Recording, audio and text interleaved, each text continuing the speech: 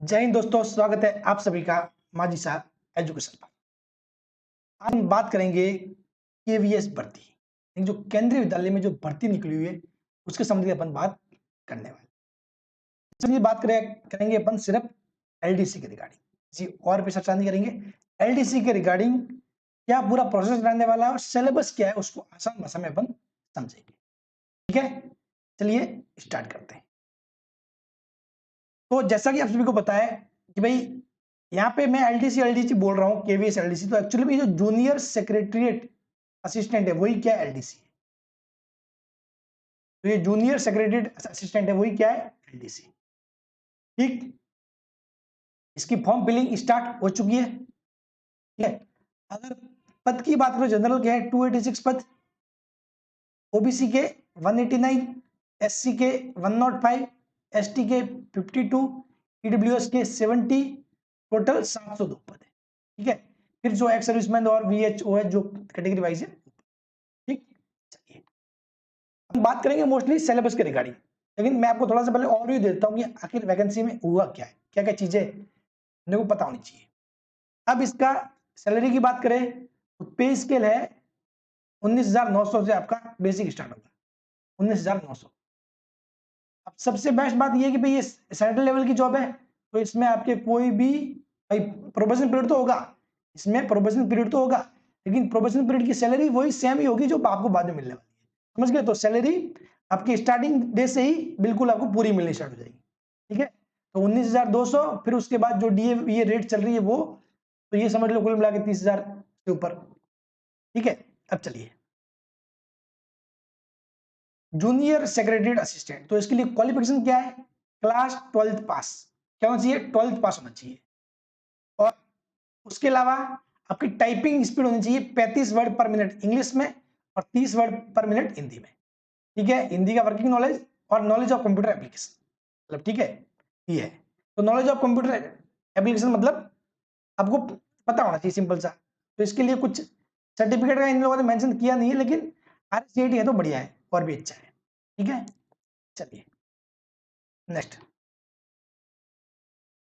अब देखते हैं scheme of examination for direct recruitment, यानी कि मतलब पूरा सिस्टम रहने के बाद तो 120 मार्क्स के 120 ऑब्जेक्टिव क्वेश्चन आएंगे और आपको जो एग्जाम होगा वो ऑनलाइन मोड में होगा। कैसे होगा? Online mode. ठीक है, 120 मार्क्स, 120 क्वेश्चंस, टाइम कितना है? 120 मिनट। तो समझ गए, 120 मिनट यानी कि 2 घंटे का टाइम है, 120 सवाल है, एक सवाल कितने का है? 1 मार्क्स का, कुल मिला के 120 मार्क्स। अब इसमें आपके सेक्शन वाइज डिवाइड किया हुआ है। एक तो दिया हुआ है सेक्शन पहला, पहले सेक्शन में क्या है? लैंग्वेज है, इंग्लिश है और हिंदी है। इंग्लिश में क्या क्या है?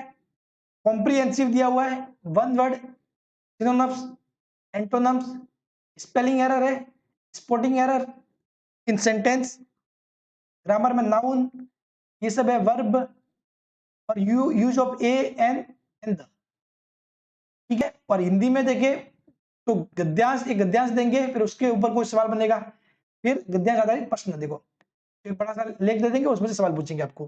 फिर तत्सम तद्भव, पर्यायवाची, विलोम, मुहावरे, लोकोक्तियां, शुद्ध अशुद्ध, वाक्य, संधि विशेष आदि चीजें। ठीक है, चलिए यह 20 मार्क्स का, तो 20 मार्क्स सही है, 20 मार्क्स सही है, 40 मार्क्स तो यहाँ पे आ गए, 40 मार्क्स यहाँ पे आ गए। अब पीछे रहे 80 मार्क्स, तो उसमें general awareness and computer literacy पूरा, ये पूरा मतलब पूरा पोर्शन 80 मार्क्स का, ये पूरा कितने का है? 80 मार्क्स का। इसमें देखोगे तो जनरल नॉलेज कितने का? 20 मार्क्स है। इसमें India history, India geography, Indian geography, Indian economy, Indian polity, यानी कि ये समझ लो कि आपको लूसेंट पढ़नी है। सिंपल सी बात है, लूसेंट को आपको पढ़ना है, बस लूसेंट से बाहर सवाल नहीं जाने वाला। लॉजिकल रीजनिंग, यानी कि मतलब ये जो मैथमेटिक्स से संबंधित चीजें हैं, ठीक है, जो आप देख सकते हो, ये मतलब रीजनिंग है, सॉरी पूरी पूरी रीजनिंग है, मैथमेटिक्स यहाँ जाएगी क्वांटिटी एप्टीट्यूड में, यहाँ पर एनालॉजी है, ठीक है, सिमिलरिटी, डिफरेंस, वर्ड बिल्डिंग वगैरह, ये सारी चीजें, अर्थमेटिक्स, नंबर सीरीज है, ठीक है, कैपिटल लेटर वगैरह, कोडिंग डिकोडिंग वगैरह, ये सारी चीजें जो आपकी रीजनिंग में आती है वो सारे पॉइंट्स है। उसके बाद कंप्यूटर से संबंधित, तो कंप्यूटर से संबंधित नॉलेज ये भी 20 मार्क्स का है, तो इससे देख लो सारे RAM ROM system input output device, जैसे कि हार्डवेयर वगैरह, जो भी हार्डवेयर सॉफ्टवेयर सारी चीजों के बारे में पूछा गया है, तो सिलेबस वाइज आपको रीड करना है। ई गवर्नेंस मोबाइल स्मार्टफोन, अच्छा ये मतलब मोबाइल की कुछ एप्लीकेशन वगैरह, application of information technology in government for e governance, ठीक है। वही मतलब थोड़ा बहुत जो मतलब आधे एक सवाल तो आप ऐसे ही कर लोगे क्योंकि आजकल सभी को कंप्यूटर का नॉलेज होता है, तो आधे एक सवाल तो ऐसे ही कर लोगे, फिर कुछ एक्स्ट्रा आपको पढ़ना पड़ेगा। क्वांटिटेटिव एप्टीट्यूड सिंपल सी चीज है, नंबर सिस्टम दिया हुआ है, टाइम एंड वर्क दिया हुआ है, एवरेज परसेंटेज जो अपन नॉर्मली पढ़ते हैं, profit loss ratio, simple and compound interest, time and distance. Syllabus कोई बहुत बड़ा नहीं है, ठीक है, अच्छा सिलेबस है और बिल्कुल सही से डिफाइन किया हुआ है। ये है टोटल 80 मार्क्स का, टोटल हो गए 120, ठीक। अब देखो मैं बताऊं ना, आप इजीली चाहो तो बहुत अच्छे मार्क्स ला सकते हो। देखो क्वांटिटेटिव एप्टीट्यूड इसमें पूरे में से पूरे 20 में से 20 स्कोर कर सकते हो, ठीक है। इसमें लॉजिकल रीजनिंग यहाँ पर भी आप ये मान लो 20 में से लगभग 18 के आसपास तो मार ही सकते हो, तो कोई दिक्कत नहीं अगर अच्छी तैयारी करो तो।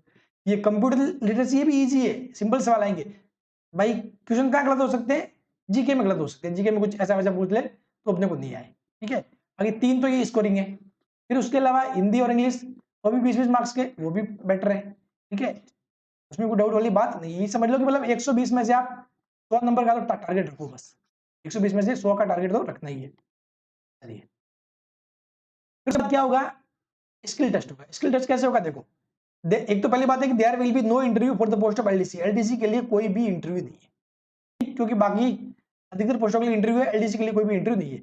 Skill test is qualifying in nature and candidate have to obtain minimum 40% marks. इसमें आपको मिनिमम 40% मार्क्स यानी कि 100 में से 40 मार्क्स लाने यहाँ पर, ठीक है, ठीक है। And also qualify in the typing test, फिर आपको टाइपिंग टेस्ट में क्या करना पड़ेगा, क्वालिफाई करना पड़ेगा। The final merit list will be prepared on the basis of mark obtained by the candidate in the written test only. मतलब ये स्किल टेस्ट है ना, ये क्वालिफाइंग वाला है, यानी कि आपको इंग्लिश में 35 वर्ड पर मिनट मिनिमम इतना आना चाहिए, हिंदी में 30 वर्ड पर मिनट मिनिमम इतना आना चाहिए, बाकी से कोई अंक नहीं है, ठीक है। ऐसा नहीं कि आपको 40 कर दिए तो आपको कोई फायदा हो जाएगा, नहीं। मिनिमम 35 जो किसी किए हैं और मिनिमम 40 जिसने किए, दोनों ही सेम है, दोनों ही पास कराएंगे। हिंदी में 30 वर्ड पर मिनट, और कंप्यूटर नॉलेज से संबंधित एक 100 मार्क्स का टेस्ट होगा, ठीक है। वो मतलब जो भी आपसे पूछे, मतलब कैसे भी भले, ठीक है, भले वो प्रैक्टिकल हो थ्योरेटिकल हो, मोस्टली प्रैक्टिकली होगा, ठीक है, क्योंकि स्किल टेस्ट है। तो इसमें आपको मतलब चीजें आपसे पूछा, एमएस वर्ड में कुछ दे देंगे कि अच्छा ये बनाओ, एक वो टेबल वगैरह बनाओ, कुछ Excel SS MS PowerPoint, ये बहुत इजी है, आप इसका टेंशन मत लो। सिर्फ आप मेन एग्जाम पे फोकस करो, क्योंकि अंक उसके जोड़ेंगे। Final merits will be prepared on the basis of mark obtained by the candidate in the written exam. तो सबसे इंपॉर्टेंट क्या है, रिटन है भाई, रिटर्न सबसे इंपॉर्टेंट है, बाकी ये कोई नहीं है। इसको देख के घबराओ मत, अगर आप इसको देख के छोड़ रहे हो इस एग्जाम को तो चूकना मत। केवीएस केंद्रीय विद्यालय में जॉब अच्छी है, ये स्पीड भी आ जाएगी, कोई दिक्कत नहीं है। और ये एमएस वर्ड वगैरह यूट्यूब पे बहुत सारे वीडियो है, उनको देख लेना, विद इन 10 से 20 दिन में चीजें सीख जाओगे आसानी से, ठीक है। बस मेन फोकस करो रिटर्न एग्जाम पे, उसमें आपको नंबर आना चाहिए, ठीक है ना। तो एग्जाम का सिलेबस आपने देख लिया, सब कुछ मैंने आपको चीजें समझा दिया है, तो बस तैयारी कर लीजिए, तैयारी करनी है आपको, प्रिपरेशन आपको करनी है, तो छोड़ना नहीं। एग्जाम भी मतलब ठीक ही रहेगा, और मतलब केवीएस में जॉब है वो मतलब ये समझ लो बहुत ही शानदार, ठीक है। आपको बहुत अच्छा, सबसे बड़ी बात तो केंद्रीय विद्यालय कैसे होते हैं, कितने अच्छे, मतलब शानदार बिल्डिंग वगैरह, बिल्कुल पेड़ पौधे अच्छे खासे लगे हुए हैं, ठीक है, बहुत मस्त जगह होती है। केवीएस में काम करना भी अपने आप में बड़ी बात है। तो अगर आप इंटरेस्टेड हो थोड़ा बहुत भी तो चूकना मत, ठीक है। और भी कुछ डाउट हो तो कमेंट बॉक्स में पूछ लेना, मैं उसका रिप्लाई जरूर। Thank you so much.